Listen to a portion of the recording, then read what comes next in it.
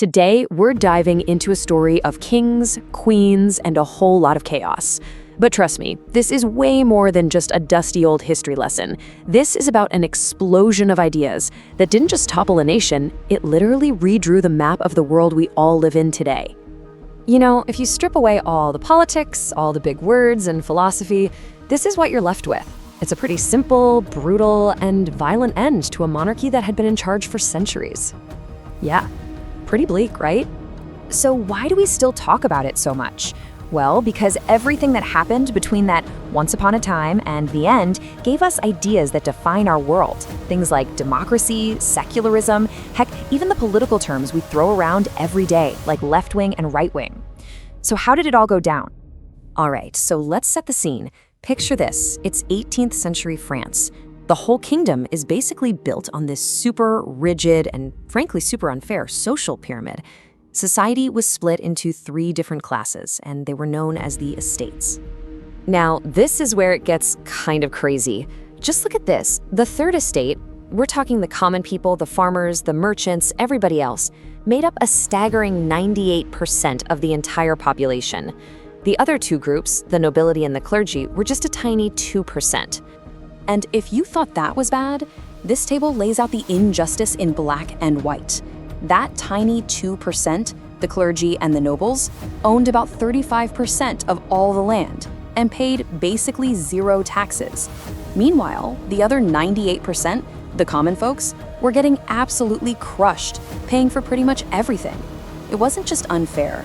The privileged were literally living on the backs of the masses. So you might be asking, how on earth did a system this lopsided last for centuries? Well, it all came down to one single incredibly powerful idea, the divine right of kings.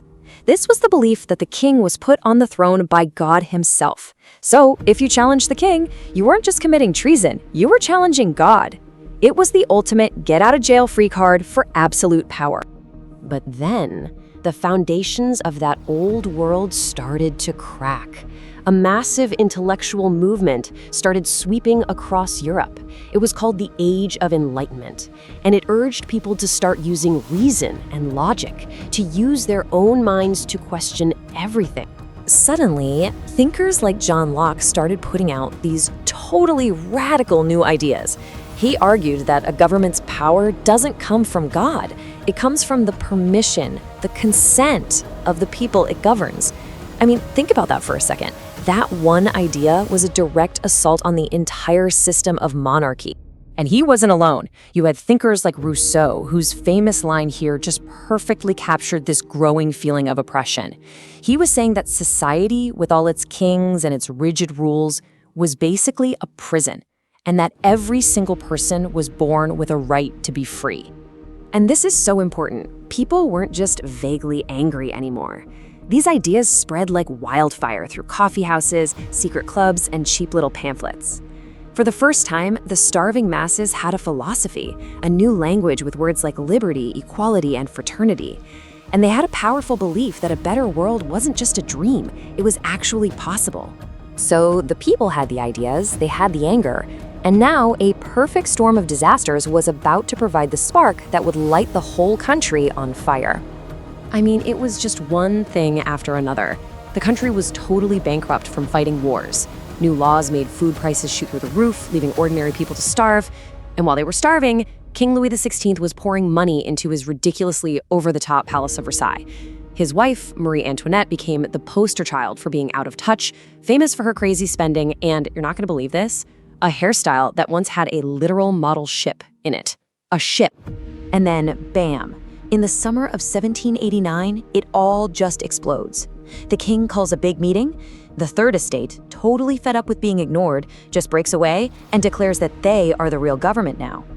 The king locks them out, so they just move to a nearby tennis court and swear an oath not to leave until they've written a new constitution. Then, on July 14th, the people of Paris storm the Bastille prison. The revolution was on. And here's a little piece of trivia for you that came out of all this chaos. Inside the new National Assembly, a new political language was born, and it was all based on where people sat. The folks who supported the revolution and equality, they gathered on the left side of the room, and the ones who supported the king and tradition, they sat on the right. That is the literal origin of the political terms left-wing and right-wing that we still use all the time today. The pressure on the king was just immense. After thousands of Parisian women, absolutely furious over the price of bread, marched all the way to Versailles and literally forced the royal family to move back to the city, the king's power just crumbled. By 1792, the monarchy was gone, abolished.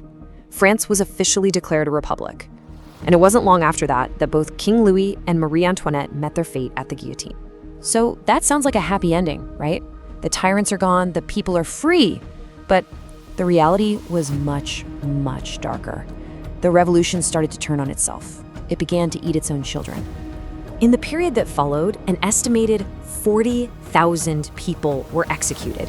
A wave of fear and paranoia and bloodshed just washed over France. It's a time we now call the Reign of Terror. And the guy at the center of all this? A revolutionary leader named Maximilien Robespierre. He was gripped by this intense paranoia, terrified of foreign spies and internal enemies, so he started executing anyone, even suspected of being disloyal. There were no real trials. You didn't need proof. In the new French Republic, just being suspected of something was a death sentence. All this chaos and killing left France incredibly weak and unstable. The people were just exhausted by the constant terror, and they started to crave a strong leader, anyone who could bring back some kind of order. And you can probably guess what happens when there's a massive power vacuum, right? Well, into that vacuum steps this brilliant, ambitious, and very popular young general, Napoleon Bonaparte. He seizes control of the whole country in 1799. And then, in a crazy twist of irony, the revolution that started by cutting off a king's head to create a republic ended just a few years later with a brand new self-declared emperor. So, was it all just a big failure? I mean, it kind of looks that way, right? They just swapped one monarch for another. But here's the thing. The ideas of the revolution, you couldn't erase those. They had been unleashed on the world, and they were definitely here to stay. Think about it. The revolution gave us the modern idea of a republic where the citizens are supposed to hold the power. It pushed for democracy, freedom of speech, and secularism, that radical idea that the church and the state should be separate.